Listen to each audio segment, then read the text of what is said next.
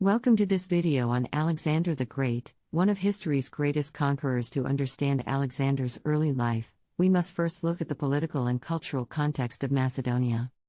Located in the northern part of Greece, Macedonia was a relatively small kingdom on the periphery of the Greek world. However, under the rule of King Philip II, Macedonia emerged as a powerful player in Greek politics and warfare. King Philip II was a shrewd statesman and military strategist who built a strong army and centralized the Macedonian state. It was under his rule that Alexander was born in 356 BCE. Alexander was the son of King Philip II and his fourth wife, Queen Olympias. From a young age, he showed a keen interest in warfare and was tutored by the philosopher Aristotle. Aristotle taught Alexander a wide range of subjects, including mathematics, philosophy, and literature, and instilled in him a love for Greek culture and language. Under Aristotle's guidance, Alexander developed a strong intellect and an appreciation for the finer things in life. When Alexander was just 16 years old, he was appointed regent of Macedonia while his father was away on a military campaign.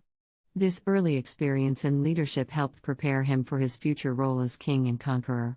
Alexander also received extensive military training from his father, who was a seasoned warrior. By the time he was in his 20s, Alexander had already fought in several battles and proven himself to be a skilled commander. We will explore Alexander's conquest of Persia, including the reasons behind his invasion, his early victories, and his eventual defeat of the Persian king Darius III. We will also examine Alexander's expansion of his empire into Egypt and India. The reasons behind Alexander's invasion of Persia were not a sudden decision but rather the result of long-standing tensions between the Greek city-states and the Persian Empire. The Persians had invaded Greece in the past, and Alexander saw himself as a defender of Greek honor and independence. He also had a personal vendetta against the Persian king Darius III, who had attempted to assassinate him. Battle of Granicus and other early victories in 334 BCE, Alexander crossed the Hellespont into Asia Minor, beginning his conquest of Persia. He won his first major battle at the river Granicus, defeating a much larger Persian army. From there, he marched eastward, winning a series of battles and capturing several key cities, including Halicarnassus and Sardis. The defeat of Darius III at the battles of Issus and Gaugamela in 331 BCE, Alexander faced Darius III at the Battle of Issus. Despite being outnumbered, Alexander emerged victorious and captured Darius's family and treasure. He then pursued Darius into Mesopotamia and defeated him again at the Battle of Gaugamela, effectively ending the Persian Empire. Conquest of Egypt and founding of Alexandria. After his victory over Darius, Alexander turned his attention to Egypt, which he easily conquered. He was hailed as a liberator by the Egyptians and was crowned pharaoh. He also founded the city of Alexandria, which became a major center of Greek culture and commerce.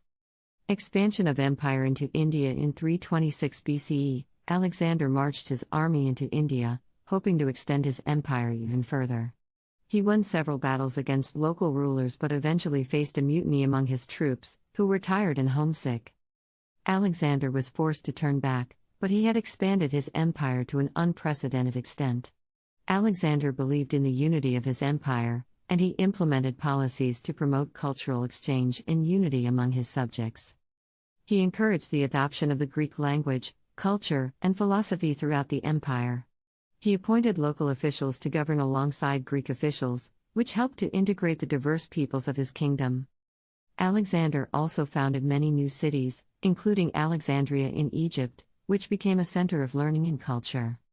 He encouraged the building of libraries and the translation of important texts into Greek, which helped to preserve and spread knowledge throughout the empire. Alexander's conquests brought Greek culture and ideas to the lands he conquered. Greek became the common language of the empire, and the spread of the Greek language helped to unify the diverse peoples of the empire. Greek art and architecture, literature, and philosophy also spread throughout the empire, influencing the cultures of the lands Alexander conquered. Alexander died in 323 BCE at the age of 32. He had no clear successor, which led to a power struggle among his generals for control of the empire. The empire was eventually divided into several kingdoms, including the Seleucid Empire in the east and the Ptolemaic Kingdom in Egypt. The period after Alexander's death is known as the Hellenistic period. During this time, the Greek language, culture, and philosophy continued to spread throughout the lands that Alexander had conquered. The Hellenistic period saw the rise of great cities, such as Alexandria and Antioch, which became centers of culture and commerce. The Hellenistic period also saw the development of new schools of philosophy, such as Stoicism and Epicureanism. The ideas of these philosophers would go on to influence the development of Western thought for centuries to come. Alexander's conquests and rule marked a turning point in history, impacting culture, language, and politics. Let's delve deeper into his legacy and impact. Alexander's influence on later conquerors and leaders is undeniable. He inspired Julius Caesar, Napoleon Bonaparte, and many other conquerors and military leaders throughout history. Alexander's military tactics, leadership skills, and ability to inspire his troops have been studied and emulated for centuries. But Alexander's impact extended beyond the battlefield. His conquests and rule facilitated the spread of Greek culture and language throughout his empire, known as the Hellenistic period. Greek philosophy, art, and literature flourished under Alexander's patronage, and his policies for cultural exchange and unity among his subjects paved the way for a more diverse and interconnected world. Alexander's legacy also sparked historical debates over his accomplishments and legacy. Some argue that his empire was unsustainable and ultimately contributed to the decline of Greek culture and political power. Others contend that Alexander's conquests and rule paved the way for the rise of Rome and the spread of Western civilization. Regardless of these debates, Alexander's impact on history is undeniable. His conquests and rule shaped the world as we know it today. Thank you for joining us on this exploration of Alexander the Great's legacy and impact on history. In conclusion, Alexander the Great's administration and legacy had a profound impact on the world. His policies for cultural exchange and unity helped to integrate the diverse peoples of his empire, and the spread of the Greek language, culture, and philosophy influenced the cultures of the lands he conquered.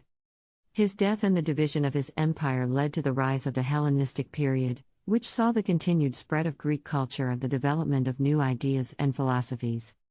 Thank you for watching. I hope you found this video informative and enjoyable. If you did, please consider liking and subscribing to my channel for more content like this. And if you have any questions or comments, please leave them down below. I'd love to hear from you. Until next time, keep exploring and learning about the fascinating world of history.